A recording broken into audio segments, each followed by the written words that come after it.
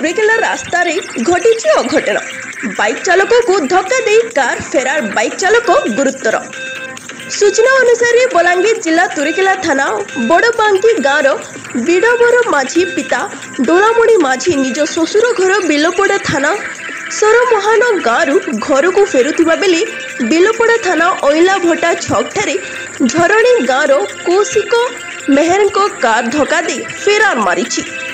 गुरुतर अवस्था सेठारे पड़ी रही बेले बिलपड़ा थाना अधिकारी अनंत प्रधान को नेतृत्व में एसआई निरंजन प्रधान सदल बोली पहुंची आहत व्यक्ति को बेलपड़ा गोष्ठी स्वास्थ्य केन्द्र को आनी चिकित्सा करा जाइथिबा बेले गुरुतर व्यक्ति को पाटनागढ़ उपखंड चिकित्सालय स्थानांतरित करा जाइछि।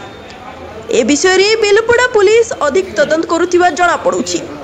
बेलपड़ारू जनतार आवाज ब्यूरो रिपोर्ट।